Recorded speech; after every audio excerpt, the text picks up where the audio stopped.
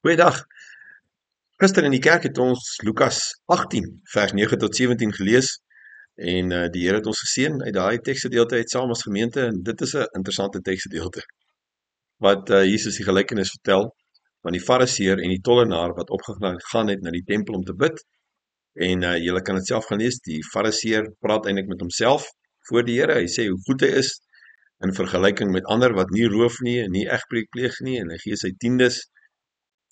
So hy praat eintlik met homself oor homself om homself regverdig.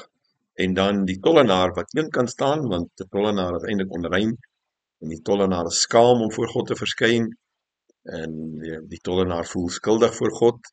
Hy voel daar's niks waarop hy kan staan om homself te regverdig nie. En die tollenaar sê, Here God, wees my sondaar tog genadig. En Jesus sê dat die tollenaar met genade uit die tempel uitgestap het. Hy het genade ontvang van God af en die Fariseër nie. Ek het gewonder, as ons nou in vandag se tyd Fariseër moet vergelyk met iemand of iets in die lewe, dan sal ons nogal daarvan hou om 'n paar mense Fariseërs te noem en dan ook tollenaars, nie waar nie. Maar Jesus sê eintlik ons moet versigtig wees vir die Fariseër in ons elkeen, want ons is maar geneig om onsself te vergelyk met ander wanneer ons voor God verskyn. En selfs wanneer ons net tussen mense is. Ons wil beter wees as sommige mense of slegter as ander mense, dan as ons hart so is, dan maak dit ons toe vir die Here God, sy genade en ook vir ander mense, want ons is nie opreg en eerlik voor ander mense nie. As ons maar soos die tollenaar kan wees en eerlik kan wees oor ons foute en tekortkominge en ons behoefte aan die genade van God en ook aan die genade van ons medemens, dan is dit 'n wonderlike plek om by te wees, maar ons sukkel met daarmee. En ek dink Jesus sê so tong in die kies, ek kan dit moontlik maak, dat as jy na my toe kom, en met my gemeenskap het, met Jesus Christus natuurlik, en myself, en sien wie jy is voor my, en wat ek vir jou gedoen het, en dat ek vir jou sondes gesterf het, dan kan jy genade ontvang. Dan kom die mooi van die tollenaar in jou uit, dat jy opreg en eerlik voor God kan wees en voor jou naaste. Hulle sê dat Hudson Taylor genooi is, hy was die stigter van China Inland Mission, geweldige groot werk wat hy gedoen het in China, en julle kan miskien sy verhaal so 'n bietjie gaan lees.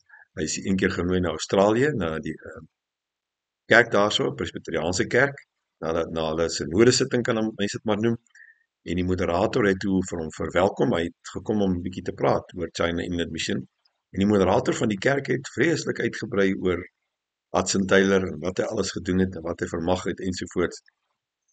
En Hudson Taylor staan toe op en baie verleë sê hy wel, hy is maar net 'n eenvoudige godsman wat gehoorsaam is aan die Here, maar dit wat nou gebeur het laat dink hom aan wat A.W. Tozer, hy was 'n groot prediker, een keer gesê het.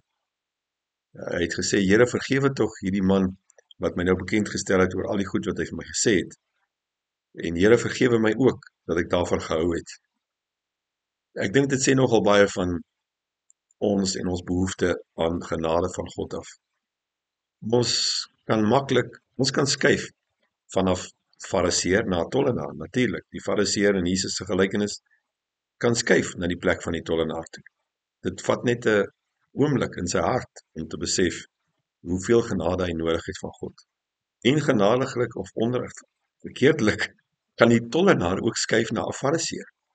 Enige oomblik kan iemand wat soos 'n tollenaar is en nederig en afhanklik en erkenning van sy foute en tekortkominge ook skuif na die posisie van 'n Fariseër en begin dink dat hy dalk nie meer die genade van God of sy medemens so nodig het nie. So wees versigtig waar jy lê vandag, maar weet, in al twee gevalle, in die Fariseër se geval en die tollenaar se geval binne ons, die Here is genadig en hy wil ons ontvang, en hy wil ons vergewe en hy wil ons nuwe lewe gee, hy wil ons hoop gee en hy wil ons help om met daardie hoop en daardie genade te leef. Kom ons bid saam. Here, dankie dat U maar met ons die pad loop, al is ons soms soos 'n Fariseër en ook soos 'n tollenaar. En al word ons soms vanaf 'n tollenaar soos 'n Fariseër, Here, dan is U nog steeds genadig met ons. Dankie daarvoor. Ons bid dat U vandag vir ons sal seën in hierdie week, vir ons elkeen, om vir mekaar te behandel soos 'n tollenaar. Ons bid dit in Jesus naam. Amen. Geseënde week vir julle. Totsiens.